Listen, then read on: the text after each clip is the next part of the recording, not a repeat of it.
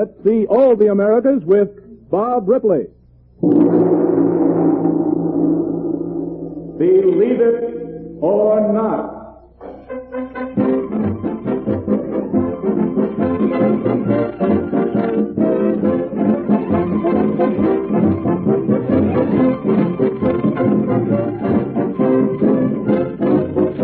The Blue Network, in cooperation with the Coordinator of Inter-American Affairs, presents this program dedicated to all Americans in all the Americas. Featured is Robert L. Ripley and his famous Believe It or Not, together with B.A. Rolfe, D'Artega, and his famous Latin American orchestra and the songs of Sarita Herrera. You know, it was just 22 years ago that Bob Ripley, the most traveled man in history, made his first trip to the Americas. And in all his travels through more than 200 countries, he has visited the republics to the south of us most often. On these visits to the other Americas, he has found unbelievable stories of adventure, romance, and colorful drama. And now, all this brilliant cavalcade of the unbelievable will be brought to you through the medium of Believe It or Not. Now, ladies and gentlemen, here he is, that quick quizzing quizmaster of quirks, with his quiver of quality quips. Believe it or not, Bob Ripley.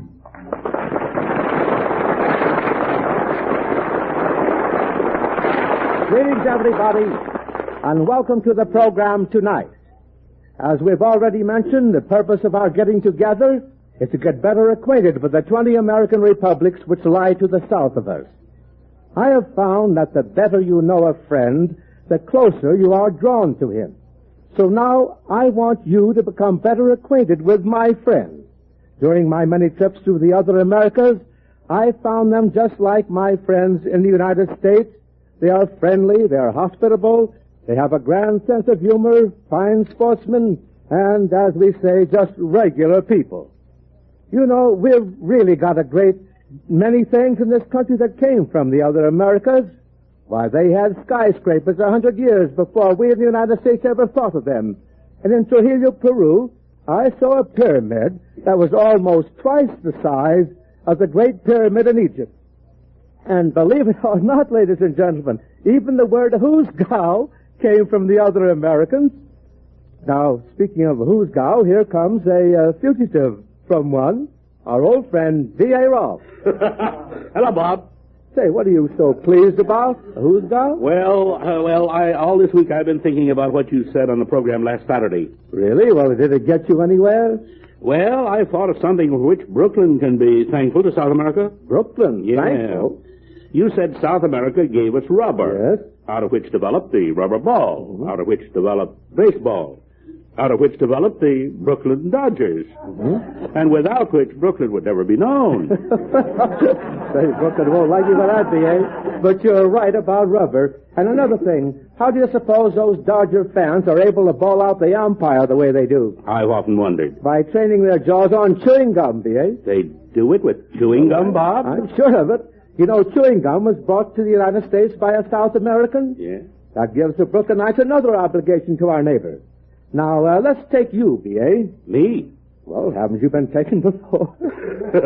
Yes, too many times. You know how lazy you are with all those 285 pounds you carry around. No, I'm not lazy, Bob. I get a little tired. Oh, so you get a little tired.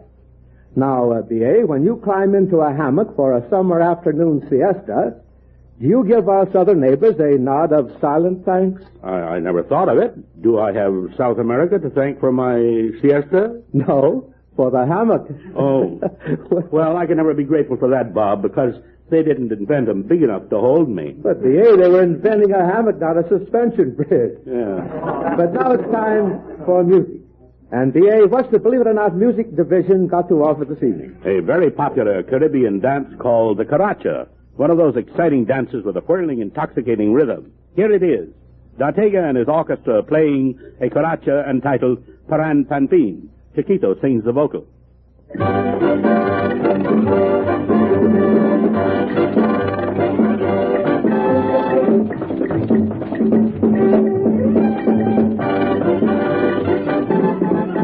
Con tu care param pam pim pim pam, con tu care param pam pim pim pam.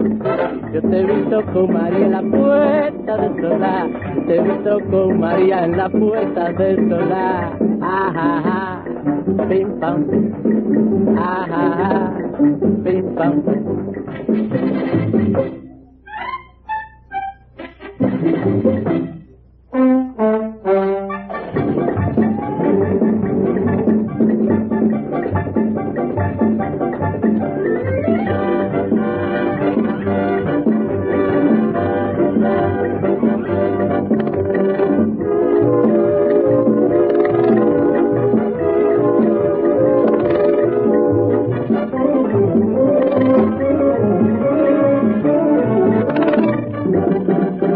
Con tu care param pam pim pim pam, con tu care param pam pim pim pam. Yo te he visto con María, la puerta del solar, te he visto con María, la puerta del solar. Ah, ah, ah, pim pam, ah, ah, ah, pim pam.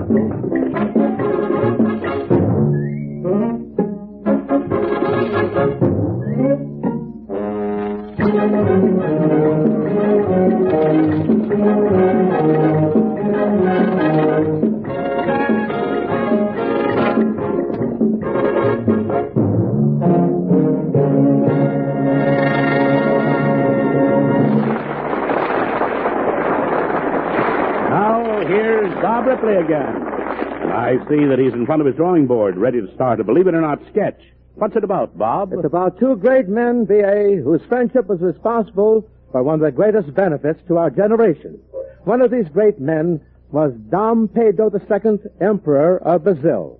And like the present chief executive of Brazil, the distinguished Getúlio Vargas, Dom Pedro was one of the most democratic patriots history has ever seen, and above all, a truly great American.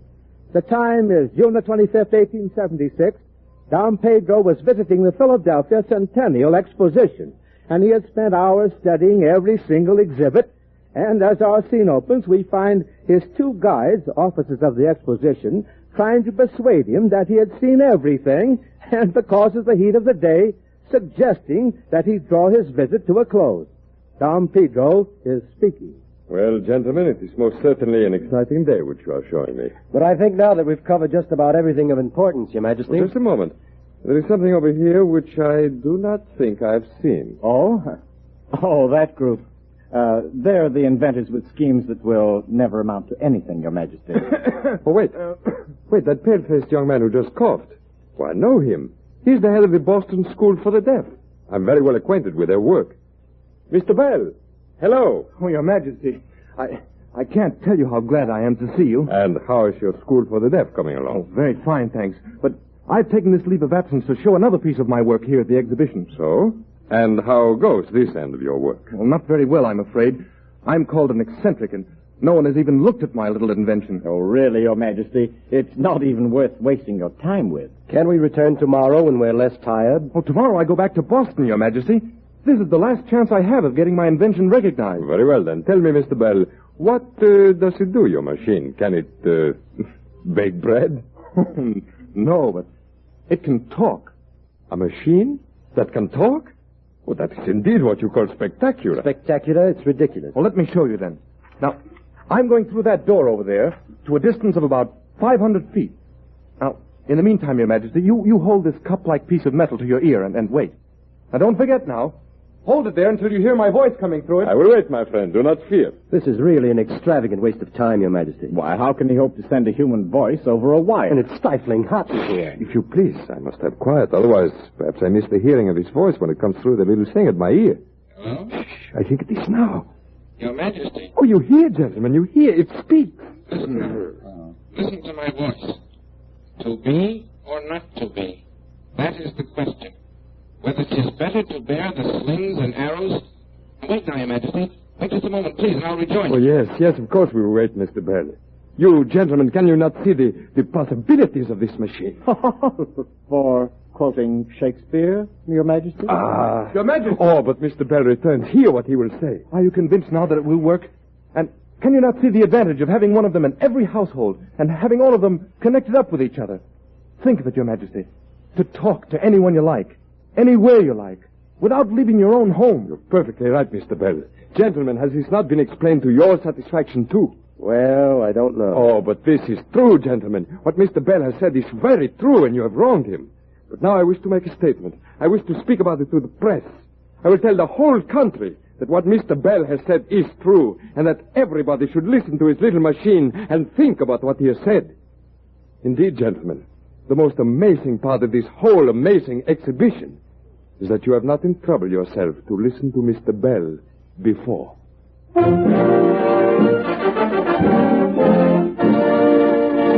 And Dom Pedro, Emperor Brazil, was as good as his word. The story of the Emperor's interest in Alexander Graham Bell's machine was spread all over the country, and the telephone became the sensation of the Centennial Exposition.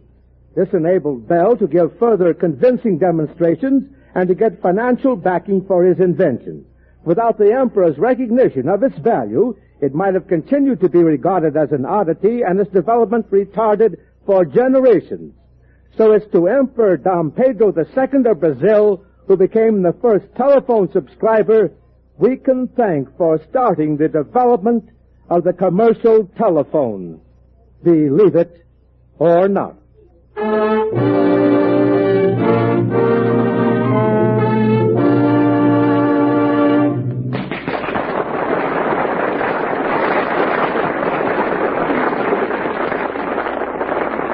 Ladies and gentlemen, in the year 1854, President Santa Anna of Mexico ordered that a contest be held for the writing of a Mexican national anthem. The winner of this contest was Don Jaime Nuno, a young band leader. Shortly after Don Jaime's composition had been accepted, he suddenly and completely disappeared. For almost 50 years, his countrymen tried in vain to find him. Finally, he was discovered by a strange combination of chance and clever thinking. We are very fortunate tonight to have with us the son of this famous man, Mr. James Francis Nuno. Mr. Nuno, I would like you to tell us about the unusual way in which your father was finally discovered. Certainly, Mr. Ripley. It was in Buffalo, New York in 1901. A delegation of Mexicans were there to take part in the Pan American exhibition of that year. It was then that they stumbled on the information that my father was living in that city on Delaware Avenue. Mm-hmm. They rounded up the Mexican military band which was playing at the exhibition and took them down Delaware Avenue and had the band stop and play the Mexican national hymn in front of every house. So when the band finally approached my father's house, what else could he do but be at his front door waiting for them? And believe me, Mr. Ripley, it was the greatest day of his life. I imagine it was. And so, ladies and gentlemen, Don Jaime, offered the Mexican national anthem, was found again by his people and publicly given the recognition due him. And thank you, Mr. James Francis Nuno, for coming up here to tell us the story of your famous father. And now, D'Artega and his orchestra are going to play that famous composition written by Mr. Nuno's father. Ladies and gentlemen, the national anthem of the Republic of Mexico.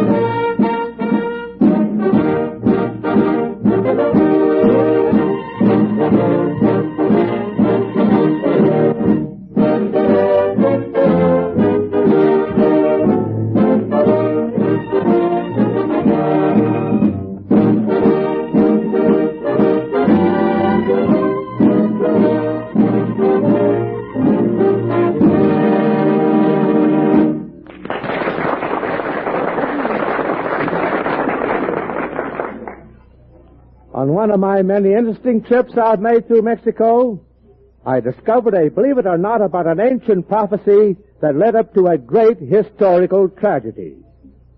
To begin it, however, we must go to France. And again, let me draw a sketch of it for you. It's May the 22nd, 1856. The Imperial Palace of St. Cloud in Paris, the glittering capital of France's Second Empire, we find a distinguished guest being entertained by Emperor Napoleon III and his Empress Eugenie. The guest of honor is a 24-year-old Archduke Maximilian of Austria, member of the resplendent House of Habsburg and younger brother to the Emperor of Austria.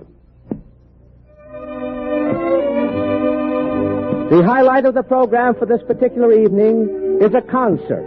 And as our scene opens, this musical event is drawing to a close. We find the young Archduke sitting with the Empress in the Imperial box. He has just singled out the last selection for his enthusiastic comments and has asked if it is possible for him to meet its composer.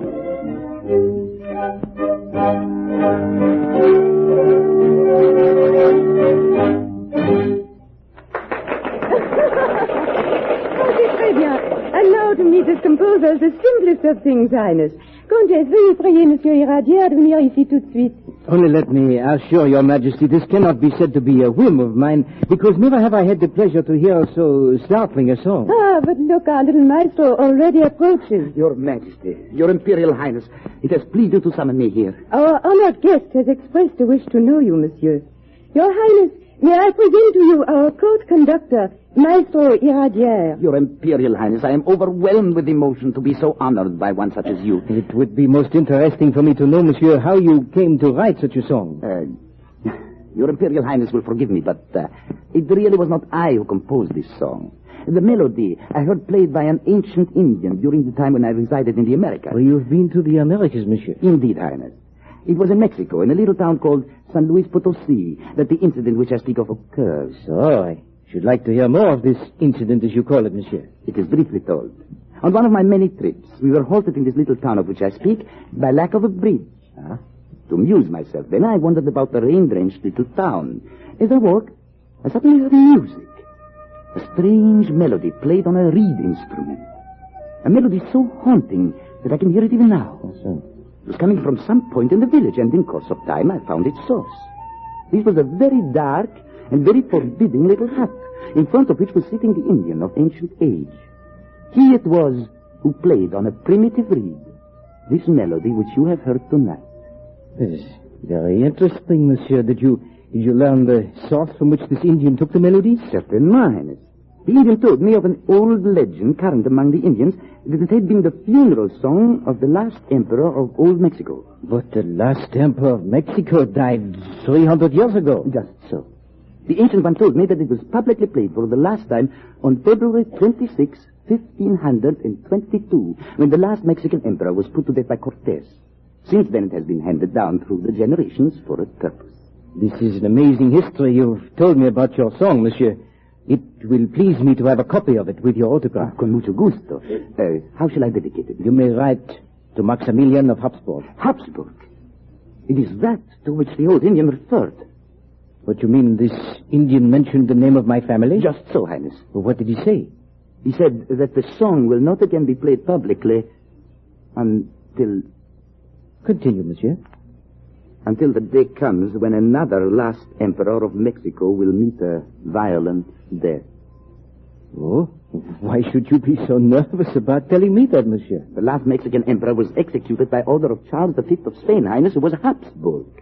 The ancient Indian added that this other last emperor of Mexico will be a descendant of the same family. Oh, so. Have no fear, Monsieur. The last thing in the world I intend to do is become Emperor of Mexico. And I am not superstitious.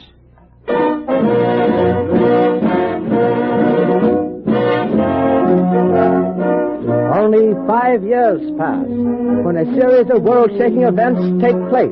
The United States becomes involved in a civil war.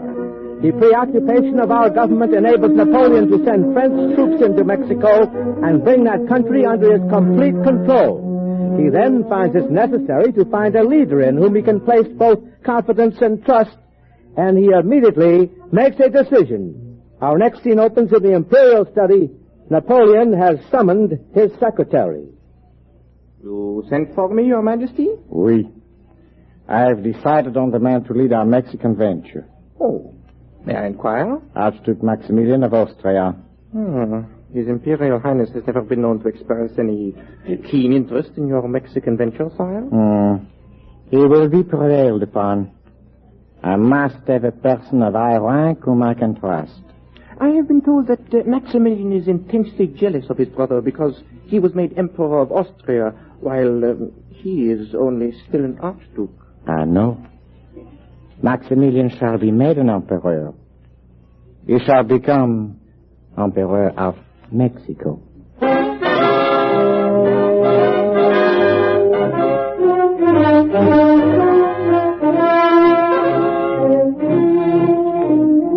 And so Maximilian, amid a great display of pomp and splendor, is crowned Emperor of Mexico. But 3 years later, the Civil War is over, and the United States regains its strength and demands the recall of the French armies in accordance with the Monroe Doctrine. Napoleon is forced to accede. Almost at once, the troops loyal to Maximilian are engaged in battle by the followers of the country's rightful president, Benito Juarez. Maximilian's troops are defeated, and he is captured, and we now find him before the presiding officer in a Mexican military court. Your Imperial Highness, inasmuch as you have conspired against and succeeded in temporarily overthrowing the duly elected government of Mexico, it now becomes my duty to pass sentence upon you. For the crime of state of which you have been found guilty, there can be only one punishment. And so, in the name of the people of Mexico, I now order that you be put to death by firing squad.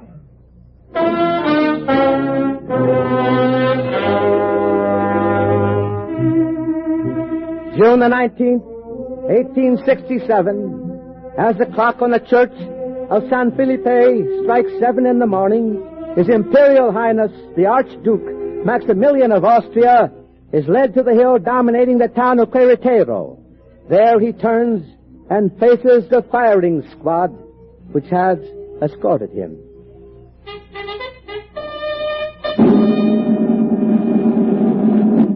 You will take the blindfold, Your Highness? No. Your Highness, I wish to express to you the regret with which I personally carry out this order I have received. I know, amigo. I know that a soldier must do his duty. Here are 6 ounces of gold to be distributed to each soldier. Tell them to aim well, not at my face, but at my heart. It shall be done. Attention! Wait. Yes, Your Highness. What is that music that comes from the village? Oh, it is a native. He plays a special song for this occasion. So, then Monsieur Radiar's ancient Indian was right. What is it you say, Your Highness? Nothing. It is just that I have become suddenly superstitious. Attention! Everybody! Apunten! Vamos!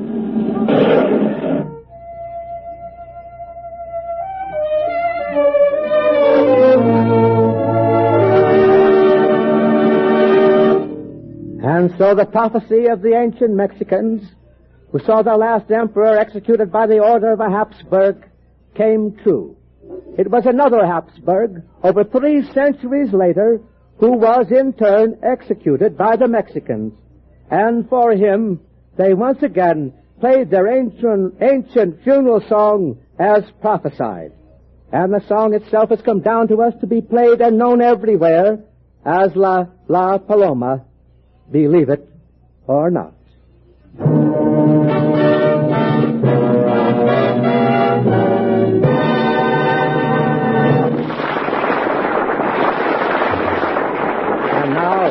And now I can think of nothing better than to hear that romantic ballad La Paloma as we know it today. So here it is with D'Artega and his orchestra and our charming little songstress, Señorita Herrera, La Paloma.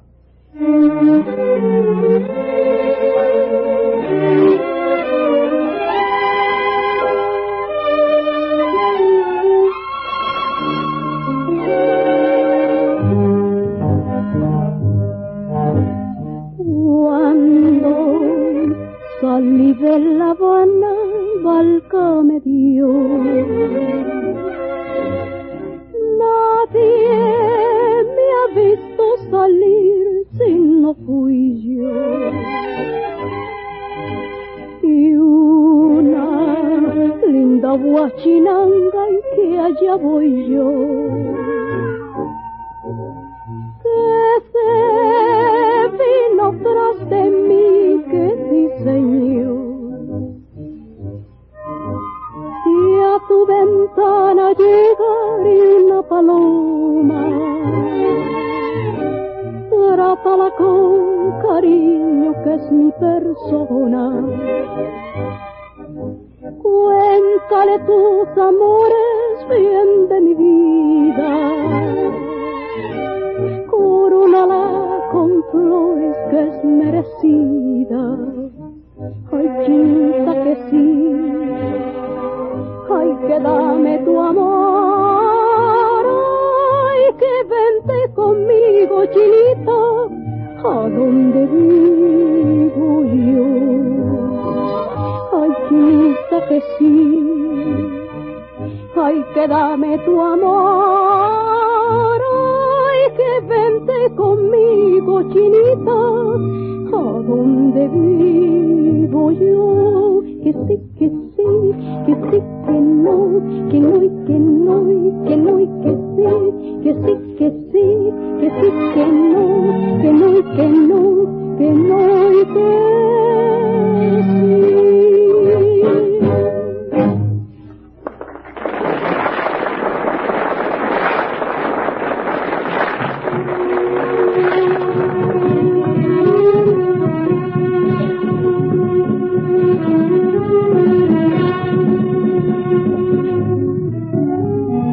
Now, before Bob Ripley returns with his goodnight message, let me remind you that this program is presented by the Blue Network in cooperation with the Coordinator of Inter-American Affairs and is dedicated to the people of all the Americas, Americans all. And now here again is Bob Ripley.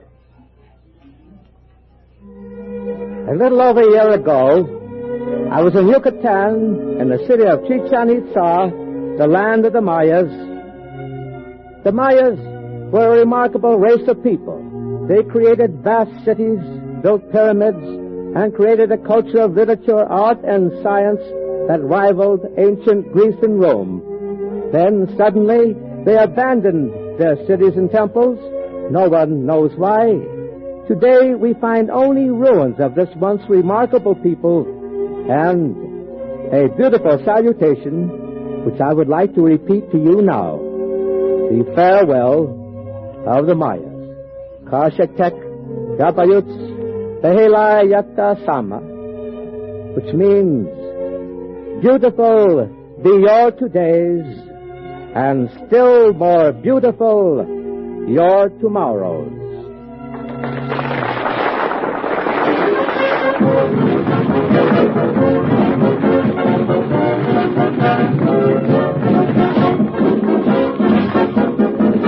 Don't forget to listen in again next week when Bob Ripley brings you another program of See All the Americas with B.A. Rolfe, D'Artega and his famous Latin American orchestra, and more, believe it or not. This is the Blue Network.